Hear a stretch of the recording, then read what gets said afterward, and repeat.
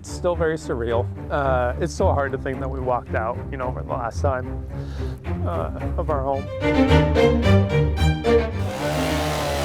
This window got shattered. The tree came from this way. Big pieces of drywall fell here. I have lived through Second World War. I know the bombs that the Russians sent on Berlin. It was similar to that.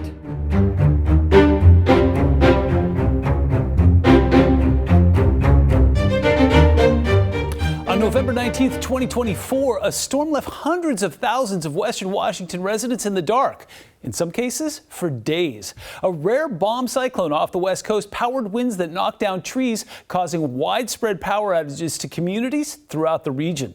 The storm claimed the lives of 2 people and caused tens of millions of dollars in damages. I'm King 5 Chief Meteorologist Mike Everett. Join us as we look back at the impacts of this historic weather event and the people who were there to step in and help. Within hours of the strong winds moving into the region, downed trees were being reported throughout the region. By early morning on November 20th, more than 600,000 utility customers were without power. A King County Metro bus with extensive damage to its roof was just one of the many scenes of destruction. 2 women were killed by the fallen trees while others were trapped. Homes were destroyed across Western Washington where families were left to pick up the pieces.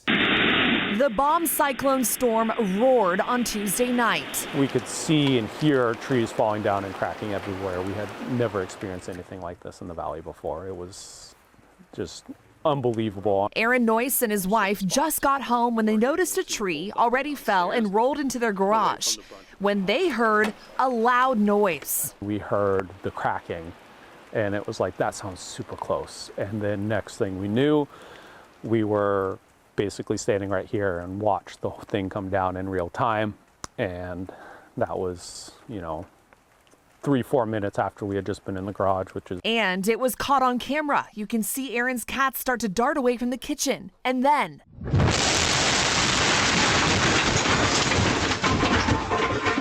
It is a miracle. Both Aaron, his wife, and his 4 cats were not hurt. It's still very surreal. Sorry.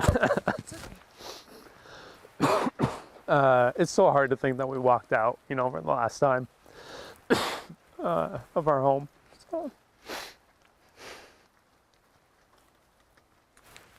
Yeah, it's still just really intense. Yeah, just trying to grapple with something we've never experienced before. Only minutes prior, they were inside the garage, and his wife was inside the home. That's the thing that just really is kind of sticking with me. It's just how close that was. And now, seeing the damage is overwhelming. Every room sustained some kind of damage from the impact. The whole living room essentially roof is gone, torn up. All the trusses are completely smashed there. The garage is basically split in half diagonally. Aaron says what is left of the home has started to shift. It's unsafe to go inside. Pictures don't quite encompass just how significant it is. The Lake Stevens area was among those hardest hit. Some residents were left without power for days. Some people considered themselves lucky and know things could have been worse. We were very fortunate how and where it fell on that corner. Storm-weary neighbors are counting their blessings. A 75-foot tree hitting this house just feet from the bedroom of a 7-year-old boy, punching a hole through the roof as the family of 5 hunkered down for a long night ahead. Essentially just brace for it, but stay together and keep each other comforted. Jake Baker's phone started ringing at 2:30 this morning. By 9 a.m., he'd received more than 100 calls for help from people with trees in their homes. Jake's first stop, this home where a massive cedar crashed through the roof. Now he has to worry about the safety of his crew. With the other trees being damaged as it is, so we're having a lot of overhead danger when it comes to that. And now the wind and the storm is continuing and coming back around, so it's adding to the mess. The number of homes damaged in Snohomish County is still being tallied, but damage around Lake Stevens is extensive. Take a look at this video of Snohomish County PUD crews weaving their way down OK Mill Road. Dozens of downed trees and power lines, and a place where one worker said the bomb cyclone created a war zone. We'll make it work. These neighbors among those left in the dark. By noon, it had been 16 hours, but they say the outage gives them a rare opportunity to unplug. For me, it's actually been kind of a nice mental break. We had a big slumber party in our bedroom with both kids and kept everybody warm and safe. Among those falling victim to the storm, these evergreens that have been decorated for Christmas. Despite all the damage, families feel grateful as they head into the holidays. Oh, very fortunate. Issaquah was hit hard as well, where business owners needed days after the storm to fully assess the damage. We've been moving everything that we can out of this space. With one powerful blow, the roof And the tree went through here. and everything inside Hammond Ashley Violins in Issaquah was destroyed. This was full of violins and cellos and upright string basses. Bryce Van Paris showed us an up-close look at the destruction. I can't speculate how much, but I mean, a lot of these instruments are several hundred to a few thousand each, and there was quite a few of them. They're still without power, and the gas and water lines were completely severed. We had about 9 inches of standing water.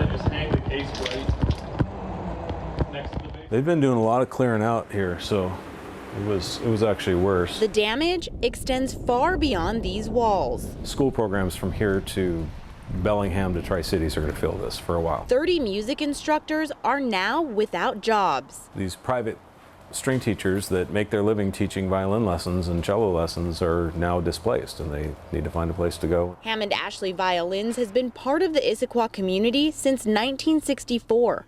Van Paris says they will find a way to come back from this. We're not quitting.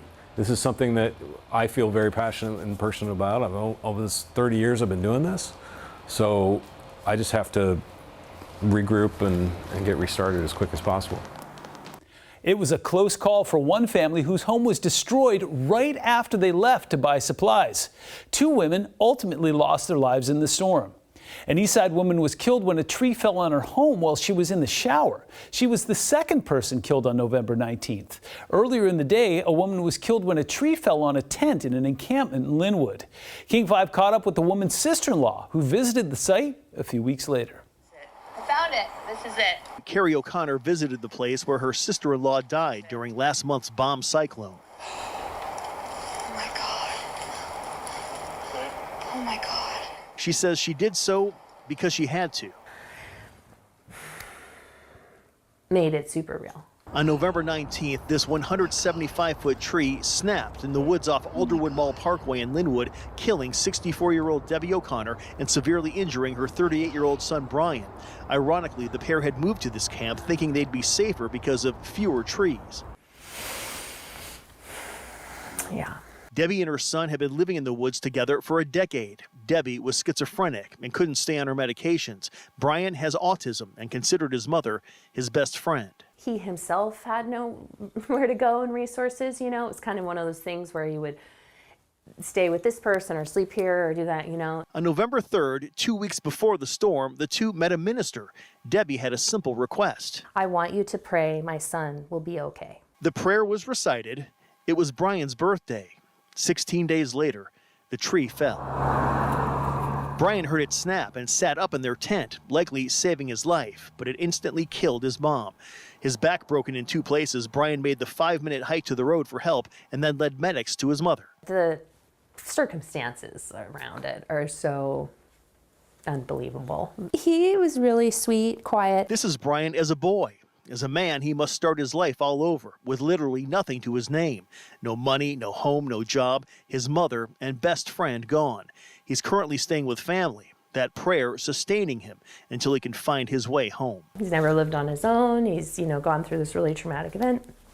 So anytime it comes up or we talk about it, he's, really just starts shaking and is really traumatized. She's still with him and around him and watching over him.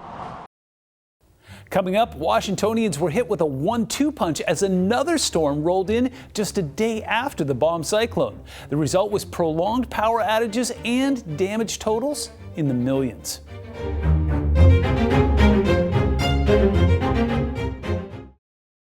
There was a day of relative calm after the bomb cyclone before more strong winds caused further issues. Though not as powerful as the previous storm, the wind on November 22nd slowed the recovery process and extended the outages. Additionally, the weather caused school delays and closures throughout the region. Overall, Puget Sound Energy said the storm damaged 400 miles of transmission lines. Days after a bomb cyclone uprooted trees, ripped down power lines, and left hundreds of thousands of people in the dark, the work to restore is still not over. I talked with some other customer. He still have done power.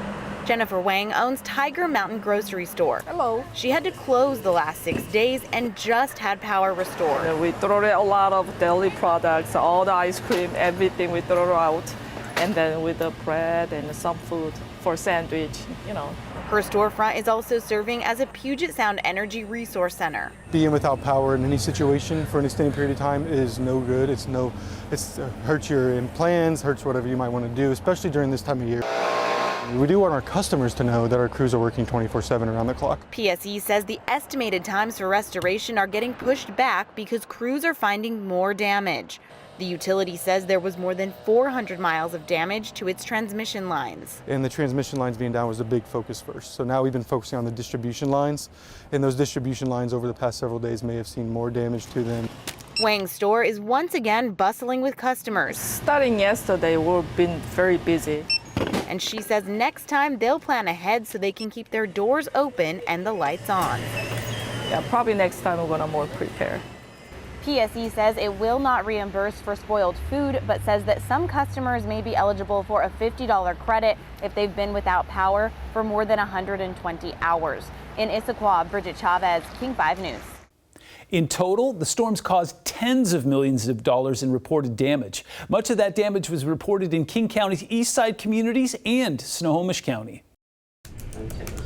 We have opened 2 different centers. The Small Business Administration, to help the community rebuild again. or SBA, has arrived in King County. Low-interest loans now available for those impacted by November's bomb cyclone. We have 2 different types of loans. One is for physical damages to businesses. Any size business or private nonprofit eligible for up to $2 million for disaster damage repairs. We also have the economic injury disaster loan, which is a working capital loan to help the smaller businesses and nonprofits to be able to keep their doors open.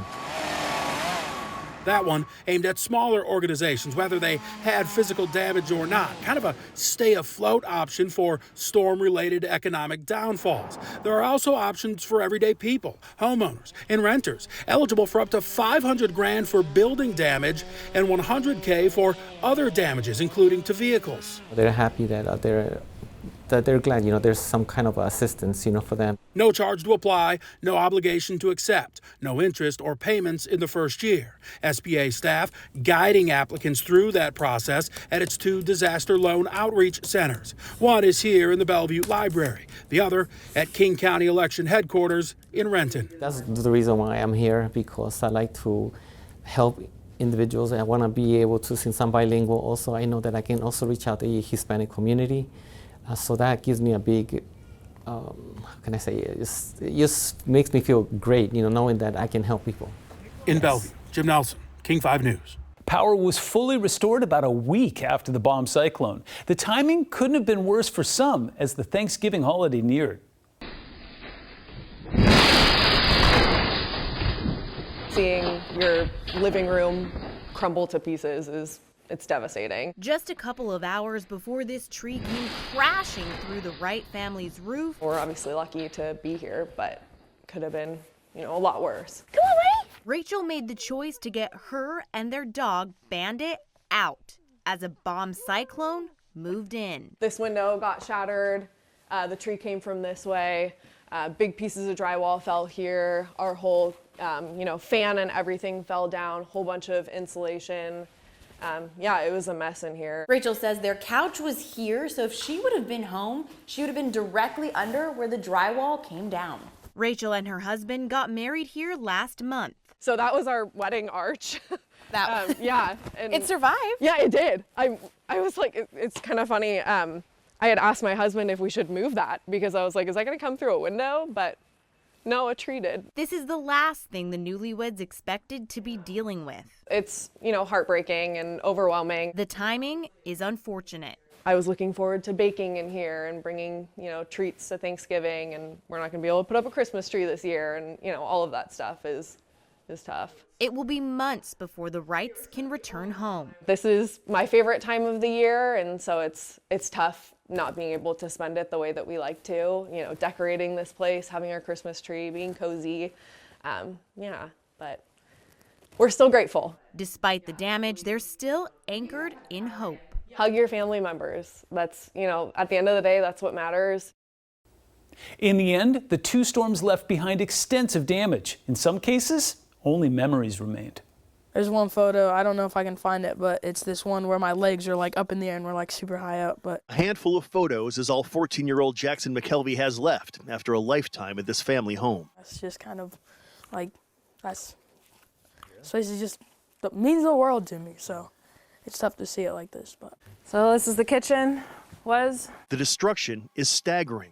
Last week's bomb cyclone creating what looks like a bomb blast at this Kingston property that's been in the McKelvey family for 3 generations, 55 years. This is how we found the property. This is in the 70s. The towering tree was on a neighbor's property. Tira McKelvey says in all the time she's spent here, she's never seen anyone at that house, and no one had any idea the tree was diseased. She says it's mush where it snapped near the base. The one fortunate thing, no one was home when the tree came crashing through. If the storm had happened 1 week later, the home would have been filled with families celebrating the holiday. The gravity of that is not lost on Jackson. That tree would have gone right through everybody, and it's just so hard to think that not only I would be gone, but everybody, my grandparents, my uncle and aunt, like everybody would just be gone in a snap like that, and there's nobody left. There it is.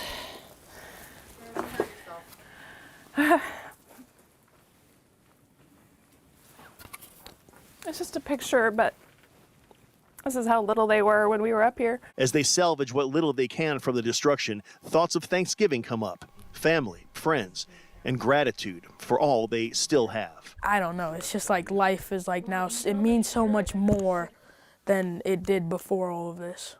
Coming up, after being plunged into darkness, acts of neighborly kindness created bright spots in our communities. Almost as quickly as the storm hit, neighbors were out checking on one another. Charles Needham in Redmond fired up his generator, establishing a makeshift hub for his neighbors. His biggest act of kindness may have been when he invited a couple and their children to stay with him after a tree crashed into their home. And we didn't want their children running around. They have a 17-year-old and a 8-year-old, and we didn't want them out there in that. A group of high school friends jumped into action in Woodinville to help their community. School was canceled and power was out, but they had plenty to keep them busy. They were like, dude, let's go help out. We just kind of went door to door for the first hour asking if people needed help. There's a fallen tree right here, we sawed off. It was covering almost the whole driveway. Perhaps one of the most remarkable stories came out of Enumclaw. 89-year-old Nyla Clark had recently been placed in hospice care with heart, lung, and kidney failure. She required constant use of an oxygen machine.